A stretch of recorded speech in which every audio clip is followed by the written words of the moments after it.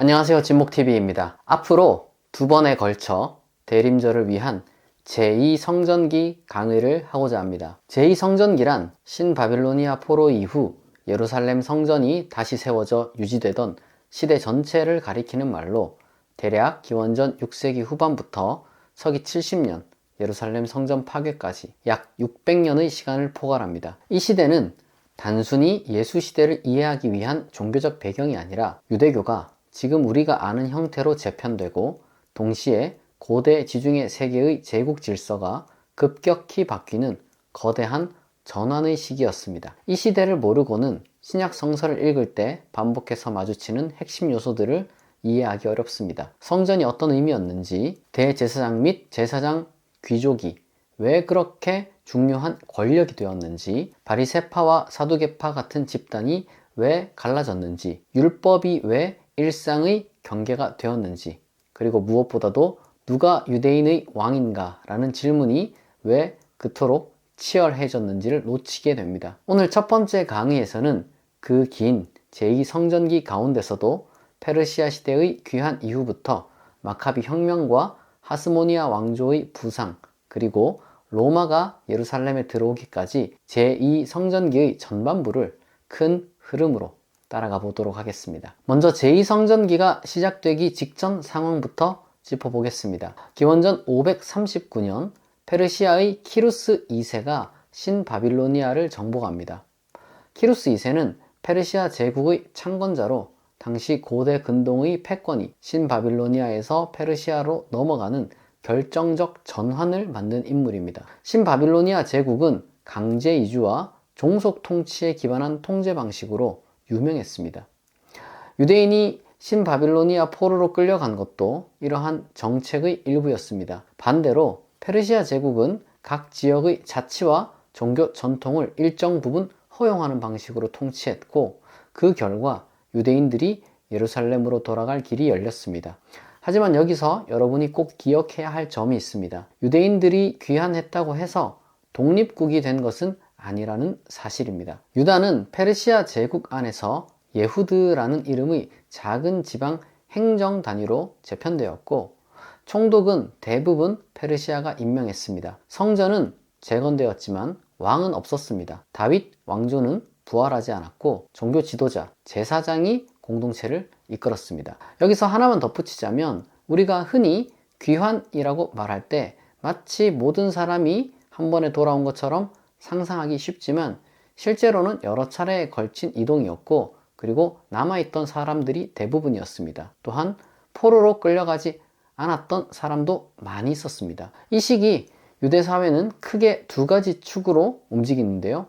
첫째는 고향으로 돌아온 집단입니다. 이들은 성전 재건과 예루살렘 중심의 공동체 회복을 강하게 강조합니다. 그리고 둘째로는 신바빌로니아나 페르시아 지역에 남아 디아스포라로 살아간 집단입니다.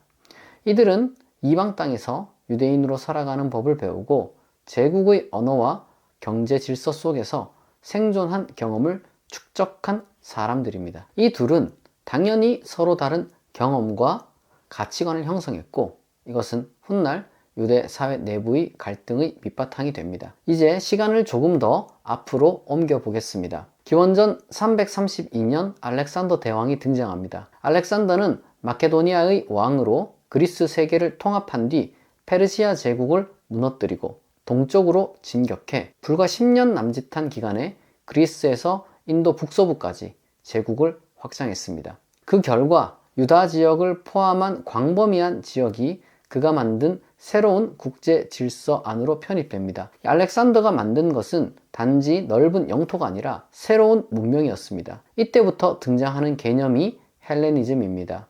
헬레니즘이란 그리스어를 쓰고 그리스 도시 구조를 따르고 체육관, 극장, 그리고 도시의회 제도를 중심으로 하는 일종의 문화적 통합 체제였습니다. 여기서 중요한 포인트는 이 헬레니즘은 군사적 강요로만 퍼진 것이 아니라 도시의 번영, 교육, 경제적 기회, 국제적 이동성, 이 네 가지를 약속하며 각 지역의 엘리트들에게 매력적으로 다가갔다는 점입니다. 결국 헬레니즘은 지역마다 말 그대로 새로운 삶의 방식이 되었습니다. 이 헬레니즘을 두고서 유대인 사회에서도 반응은 엇갈렸습니다. 한편으로 상류층과 도시 엘리트는 헬레니즘을 적극 수용했습니다. 특히 예루살렘의 상층부 제사장 과문과 귀족들은 체육관 건설, 그리스식 이름 사용, 국제무역 참여 등을 통해 헬레니즘을 빠르게 받아들였습니다. 그러나 다른 한편으로 전통파 및 지방 공동체는 강한 거부감을 보였습니다. 지방에 거주하며 율법 중심의 정체성을 지켜온 집단은 헬레니즘을 언약 파기로 인식했습니다. 유대인의 신앙이라는 것은 본래 경계와 구별을 통해 유지되는 체계입니다. 안식일, 할례, 음식규례, 정결규례 같은 것들이 단순한 종교 규칙이 아니라 우리는 누구인가를 지켜주는 경계선이었습니다. 반면 헬레니즘은 동화와 통합을 통해 확장되는 문명입니다. 같은 언어, 같은 도시 문화, 같은 제도를 공유할수록 제국은 더 단단해진다고 믿었습니다. 따라서 두 집단은 구조적으로 충돌할 수밖에 없었습니다. 알렉산더가 기원전 323년에 갑작스럽게 사망하자 제국은 세부적으로는 여러 장군 가문으로, 크게는 두 강대 세력으로 분열됩니다. 이집트를 중심으로 한 프톨레마이오스 왕조와 시리아와 메소포타미아를 중심으로 한 셀레우코스 왕조입니다. 유대 지역은 이 두 세력의 경계선에 위치했습니다. 이 말은 이 유대 땅이 신앙의 무대이기만 한 것이 아니라 이 국제 정치의 교차로였다는 뜻입니다. 이집트와 시리아를 잇는 주요 육로가 이 지역을 지나기 때문에 유대는 여러 차례 지배자가 바뀌고 그때마다 예루살렘 지도층은 새 권력과 관계를 맺기 위해 경쟁하게 됩니다. 이 과정에서 예루살렘 내부는 정치적으로 깊이 갈라졌고 이 제사장직은 영적 권위가 아니라 국제 정치와 헬레니즘 권력 시장에서 사고 파는 자리가 되었습니다. 원래 제사장은 하나님 앞에서 백성을 대표하는 자리였지만 점점 제국과 연결된 이 정치 권력의 자리로 변질되기 시작한 것입니다.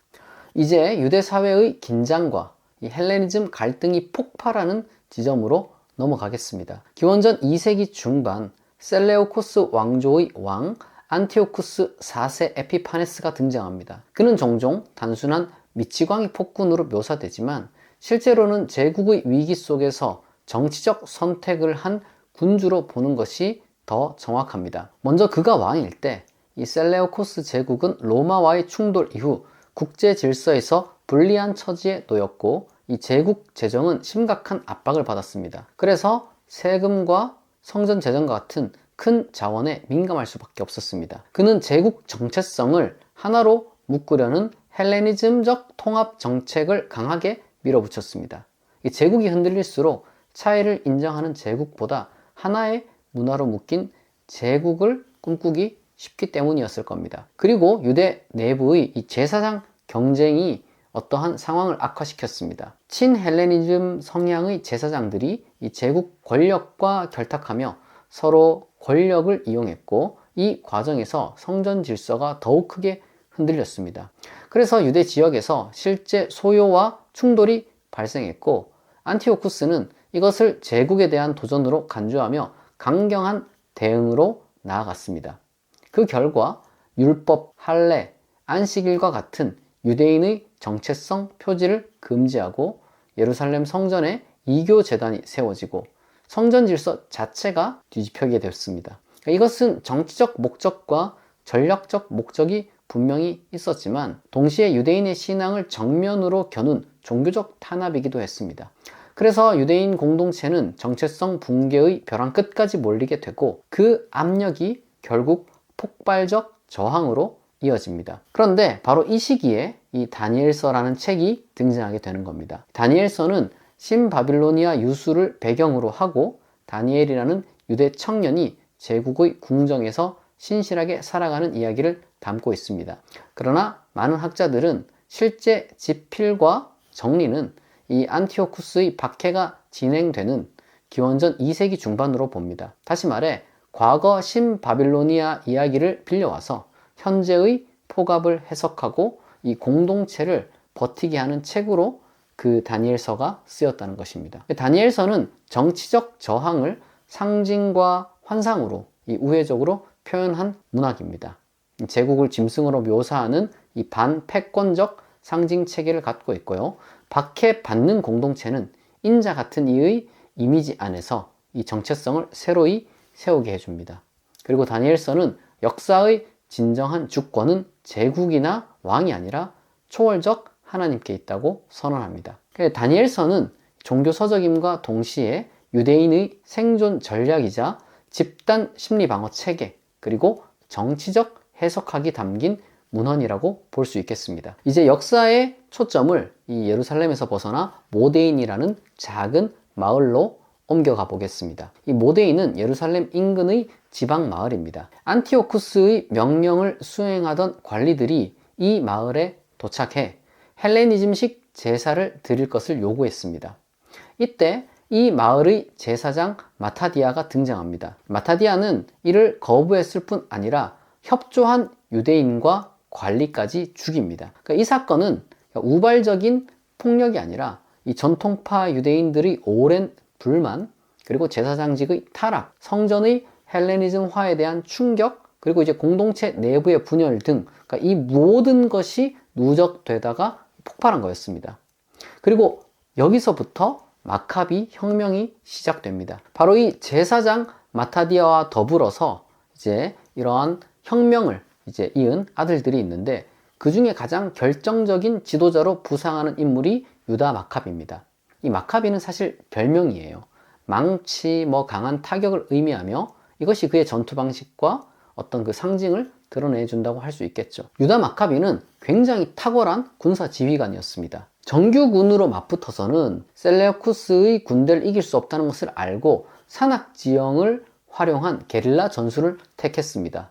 적은 병력으로 기습하고 흩어지는 방식은 제국 군대에게는 굉장히 까다로운 전투 방식이었습니다. 유다는 단지 군사 지휘관에 그치진 않았습니다. 그는 유대인의 신앙과 정체성을 회복한 상징적인 인물이 되기도 했습니다. 기원전 164년 유다 마카비는 예루살렘을 탈환하고 성전을 정화합니다. 다시 제단을 세우고 다시 제사를 드립니다.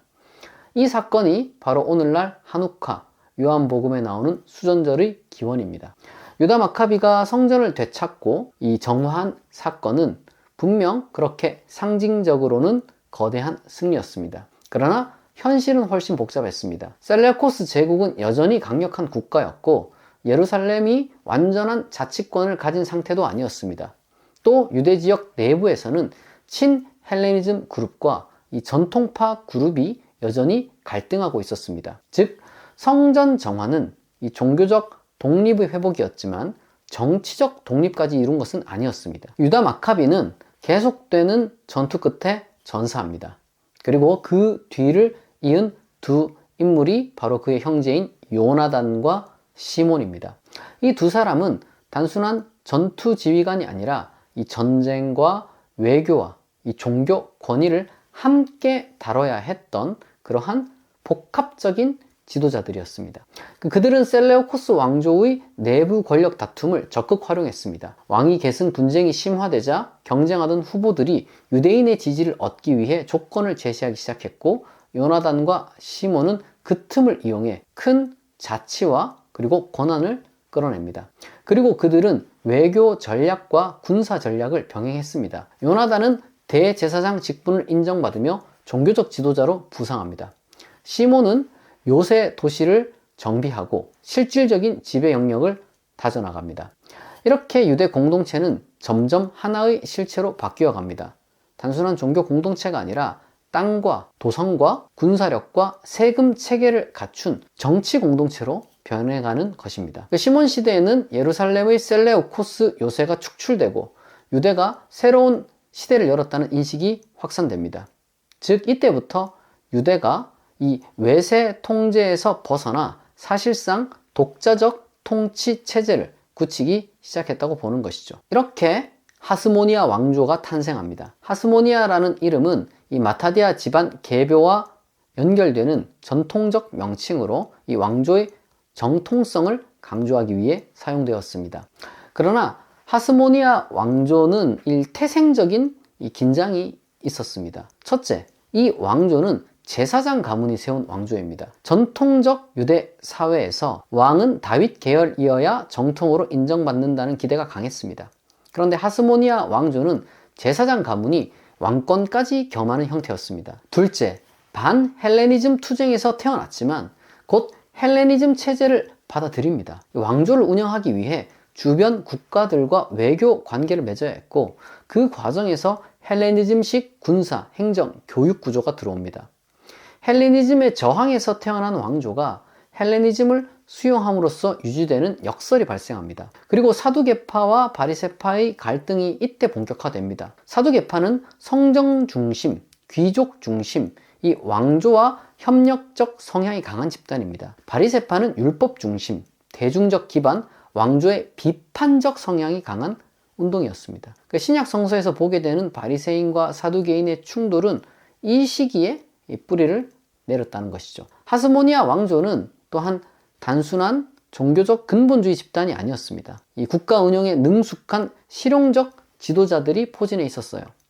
하스모니아 왕조는 유대인의 전통적 영토를 넘어 주변 지역을 정복하고 유대화하는 정책을 실시했습니다. 특히 요한 힐카누스 시대에는 후에 헤롯 가문의 출신 지역인 이두메아, 그리고 사마리아, 그리고 갈릴리 일부 지역을 이 유대 통치 아래로 들여왔습니다. 또한 예루살렘은 헬레니즘 도시 설계와 경제 네트워크를 받아들였기 때문에 번영이 빠르게 진행됐습니다. 어쨌든 하스모니아 왕조는 번영했지만 그 내부는 점점 위태로워져 갔습니다. 가장 극명한 사례가 알렉산더 얀네우스의 통치입니다. 얀네우스는 사두개파를 지지했고 바리새파는 그를 강하게 비판했습니다. 이 갈등이 정치적 내전으로 번지면서 예루살렘은 혼란에 빠졌습니다.